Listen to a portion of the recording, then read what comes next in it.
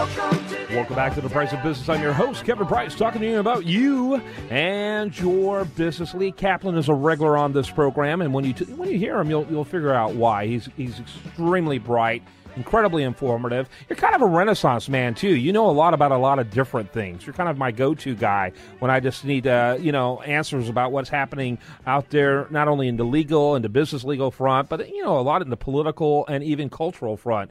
And always a fascinating individual. His law firm is Spicer, Kaplan, and Veselka, and that's skv.com. Lee Kaplan, welcome to the show. Tell us a little bit about your practice before we get to Good morning, Kevin, and thanks for the introduction. I'm opinionated at least. I may have some facts to support the opinions, but my law firm does litigation. We do either commercial lawsuits or white-collar criminal matters, and frequently both. There are some times when those intersect that people are charged with a crime and at the same time they're involved in civil litigation, say as securities fraud defendants, or perhaps they're suing somebody and one way or another a governmental authority decides they've done something wrong. But we do all kinds of trials, arbitrations, and appeals. The most recent trial we had was when three of my partners defended Bob Kaluza in New Orleans federal court. He was essentially the last BP Deepwater Horizon defendant, and the jury acquitted him very quickly, as I think they should have. Yes, and that was a major case that evolved into a relatively minor one thanks to the good work of your law firm. Well, it took a long time, and Mr. Kaluza essentially wanted his day in court. It would have been easy for him to plead to something and maybe try to get probation, which he might have gotten, but after the years that he had to undergo all this scrutiny and these accusations and watching a number of the government's charges get dropped, all 22 felony charges, he insisted on his day in court because the last charge he still could have gotten up to, I think, 11 months and 29 days in prison, and his attitude was, I'm entitled to a trial. Let's see what a jury says. Yeah, very good. That's difficult for an individual to do, and I'm very proud of him.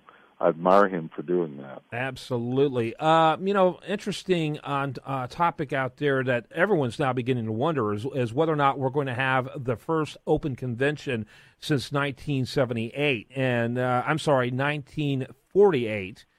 Yeah, 48. It's Dewey, ended up being the nominee thanks to a great compromise, for the GOP because, in spite of what Trump says about how winning he is, the reality is that he is the weakest polling candidate since Gerald Ford as far as GOP potential nominee. And again, it appears he's not going to have enough numbers, or there's a high likelihood he's not going to have enough numbers to win straight out, which, again, you got to go back to 1948 to look at John Dewey to see that happen.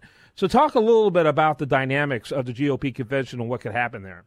Well, I'm pretty much a bystander to that. I haven't been involved very much other than to, graze the channels late at night and all. But, there are rules, and you need a majority. And if you don't get a majority, delegates are pledged, I think, for the first ballot only in many cases.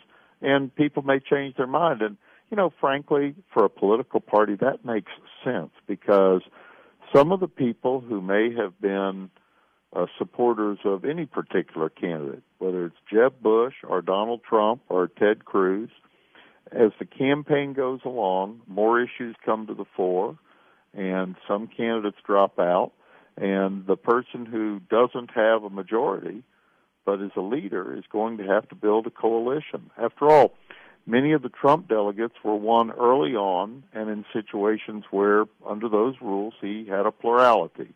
And some of these are winner-take-all states. But as more things are learned, if he doesn't have a majority, or any other candidate doesn't have a majority, then a political party is choosing a nominee. It's not just the voters in certain states. And, they have rules. Those delegates were selected under those rules, and if the rules allow those delegates to defect or move to someone else, or particularly delegates who were pledged to a candidate who's withdrawn, then they may move. And the truth is, Trump's negatives are so high with so many voters that his chances in the general election may be impaired. Now, I don't know if you can trust polling because, quite frankly, I believe that people are so suspicious of pollsters that they give wrong answers on purpose, and I don't know that pollsters capture people who just deal in cell phones. I don't know how they contact people, but I don't get pollsters calling me on my cell phone. And younger people may not even have landlines, so who knows? Yeah, who knows exactly? That's the $1,000,000 question. Yeah, it's interesting, and I sit here and it's kind of a mystery to me. But now I'm seeing like people like Jeb Bush. Jeb Bush is no fan of Ted Cruz. Ted Cruz is extremely ideological. In fact, way more so than Donald Trump. I think virtually any serious watcher of politics believes that. And he's not flexible, and he's not an establishment guy. And it's interesting to see how some establishment guys like Jeb Bush are now endorsing Ted Cruz, and I think they're scared to death that Kasich continues staying in it in order to force a brokered convention. It's going to really be traumatic to the GOP. It's not going to help the GOP. It's going to make the GOP situation worse if they end up producing a candidate out of smoke-filled rooms. Yeah, although, I personally think that a brokered convention is, and that's the wrong word, it's a little bit of a misnomer, it's more of a contested convention.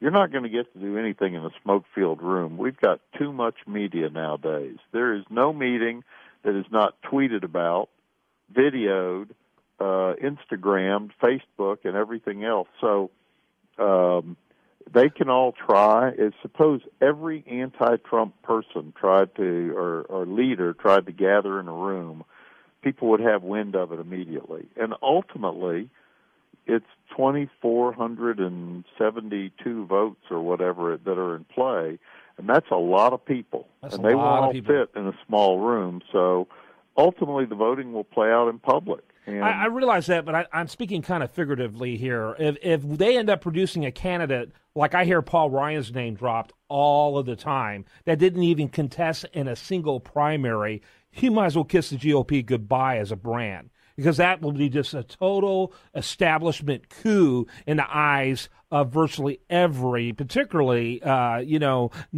independent voter out there. It would be so incredibly damaging. Except that person has to get 1,237 votes. And let me tell you, the people who are active enough to be delegates to national conventions, and I tried to be a delegate to a convention a couple of times back in the 80s, the people who are delegates know their own mind, and they don't take orders.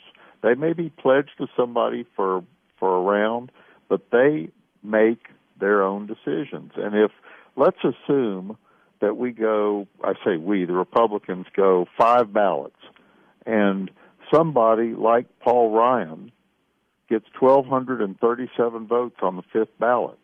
That's 1,237 people who previously were committed to somebody else, who made up their mind under the rules to choose somebody else. Now, I don't think that's going to happen. Yeah, I agree. But to me, that's democratic and it's wide open. That's how people pick presidential candidates. Yeah. Normally, we've had first ballot decisions, but the rules say we may not. Lee Kaplan, he is a regular on this program, and you can see why. Smizer, Kaplan, and Veselka. That's skv.com. Thank you, sir. Great. The only other thing I want to mention is let's keep an eye out for the Ashby high-rise case. That case was argued in September. Here we are 6 months later, and no ruling yet.